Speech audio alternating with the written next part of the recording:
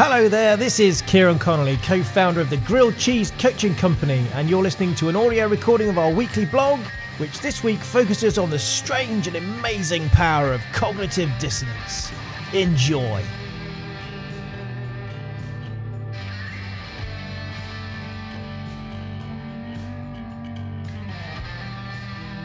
Mistakes were made. In that iconic courtroom scene from the classic movie A Few Good Men, Tom Cruise demands the truth from Jack Nicholson and, spoiler alert, much to the surprise of Tom and indeed everyone else in the room, Jack tells him the truth.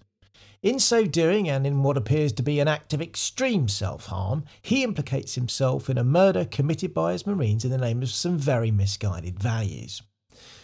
That scene and Jack's compulsion to tell the truth despite the consequences is a great example of something called cognitive dissonance in action. Cognitive dissonance is the mental and even physical discomfort we feel when we attempt to hold two contradictory beliefs in our brain boxes at the same time. In Jack's case, the lie that he had no knowledge of what his men were doing when they killed their fellow Marine was irreconcilable with his own view of himself as the godlike supreme commander of those men. If he was willing to publicly state that they had done something without his knowledge or authority, he would also have to admit that he was not in complete control. So the control freak finally won, and he fessed up. "You can't handle the truth," he yelled at Tom. But what he really meant was, "I can't handle the lie." Lies, damn lies, and psycholinguistics. If you were a control freak like Jack, then publicly claiming that you were out of control would be a bit like sticking your hand in a vat of boiling oil. It would really hurt. Just like physical pain, we go out of our way to avoid the mental pain of cognitive dissonance, so we'll find a way to address the conflict, known as self-justification. For Jack then, rather ironically, telling the truth was not an act of self-harm after all, but an act of self-defence. For the rest of us, the self-justification response to cognitive dissonance can show up in all kinds of somewhat less constructive ways. For example, and in these examples the names have been changed to protect the innocent. Dave is trying to give up smoking. He's not an idiot. He knows it's really bad for him, but it's also really hard to give up. So instead of feeling the pain of that dissonance, he justifies the habit by telling himself and others that it helps with his anxiety. And anyway, if he did give up, he'd gain weight, which is probably worse for him. Jane fiddles her expenses every now and again, but she's not a thief, so she justifies that disconnect by telling herself that it's a company perk and everyone does it, right? Arshad knows he's a good husband and father, but he needs to stay late at the office most nights because his work is just too damn important right now. He justifies it by telling himself that he's working hard to build a career, the money he's making is probably worth more to his family than his time anyway, and his eventual success will benefit everyone. Natalia takes an online closed book exam. It's not monitored, so she looks at her books every now and again, just to check she got the right answer. She's not a cheat, of course, and she figures everyone does it, and they probably even expect it and factor it in on the pass grade.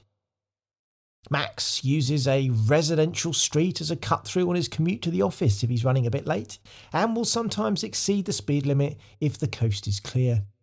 He's not a reckless driver, of course, just a busy and important person that needs to get to work on time. Now, we'd be willing to bet that you can come up with a few examples of your own here. We'd also wager, however, that none of them will feature your own remarkable attempts to reconcile the irreconcilable.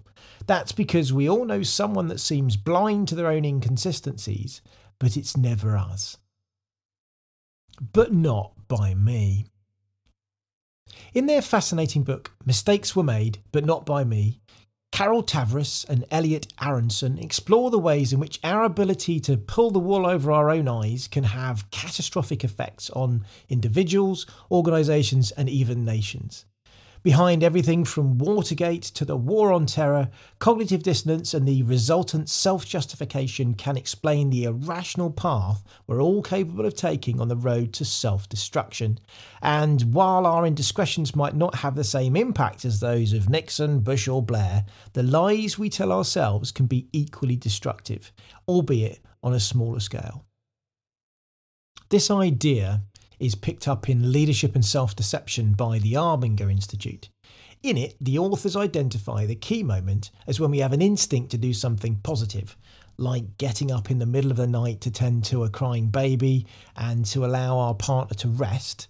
And if we fail to honour that instinct, we commit an act of what they call self-deception, or in our parlance, self-justification, to protect ourselves from the resultant cognitive dissonance.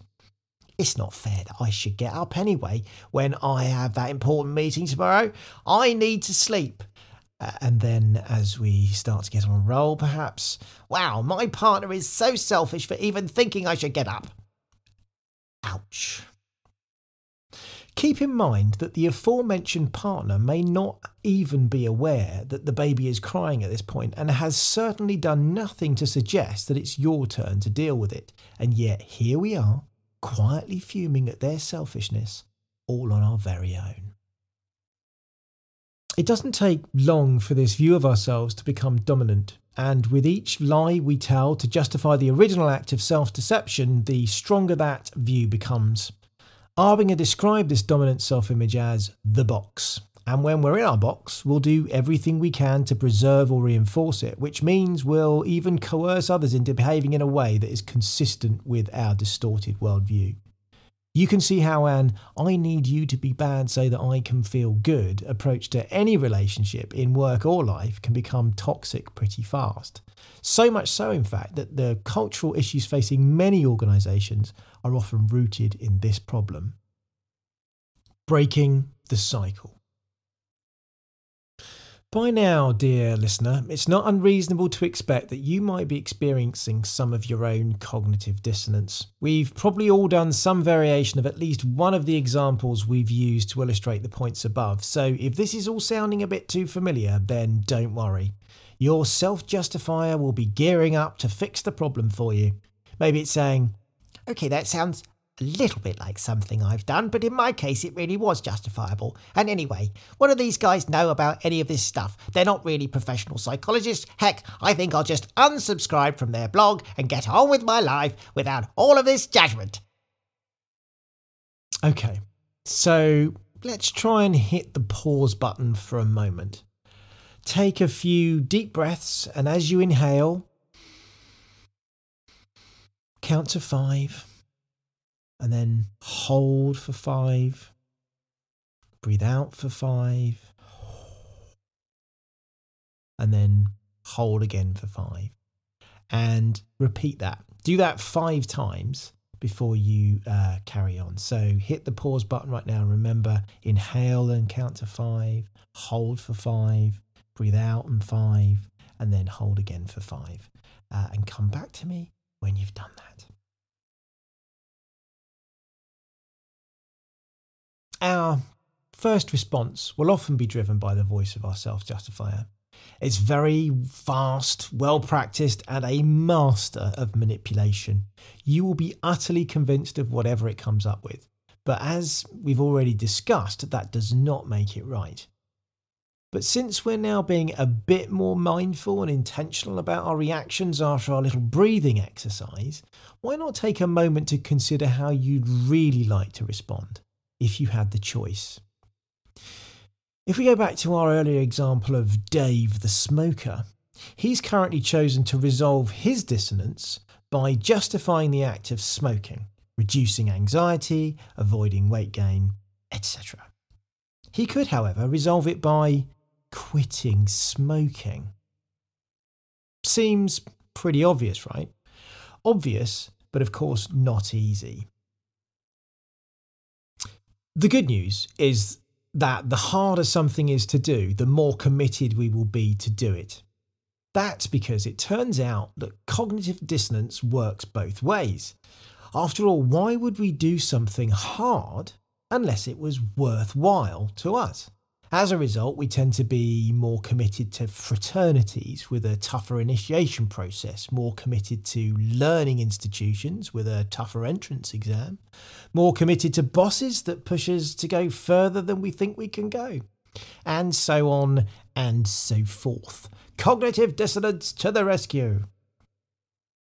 In Dave's case, by taking the hard path to quit smoking, his self-justifier will once again step up and explain away the pain, but this time to reinforce what most would agree is a more positive and productive approach to the problem. If he's lucky, he might even manage to create a virtue of such a selfless act, and he'll become one of those evangelical ex-smokers we've all met. And as a brief aside here, we once worked for a company run by a fanatical ex-smoker that banned smoking on all company sites, even outdoors, well before the rest of the world woke up to the idea. The sight of our colleagues huddled together just outside the entrance gate in the pouring rain will never leave us. Just like Dave, if you choose to resolve your dissonance by removing the initial conflict rather than justifying it, sure, you might experience a little pain and effort to begin with, but this will quickly fade, and you'll recover far more quickly to your true, authentic self. The alternative is to live with the conflict and to keep building on each small lie as you work to justify it to yourself and the world. That, spoiler alert, doesn't end well though. So, next time you feel the pain of dissonance and hear that little voice of self-justification whispering in your ear, try taking a few mindful breaths before choosing your path forward, because you may just find yourself on a slippery slope. Of course, whatever you choose will be perfectly justifiable. So what now? Well, if this audio blog resonates with you, please share it with others. You could also leave a comment below just to let us know that you visited and to share any additional insights you may be able to offer other listeners. If you'd like to know more about how you can unlock potential in yourself and other high potential employees in a safe, sustainable and scalable way, please visit our website grilledcheesecoaching.com, where you can also join our mailing list and get stuff like this to your email inbox every Monday. So until then, this has been a Grilled Cheese Coaching production. Thank you very much for listening. Goodbye.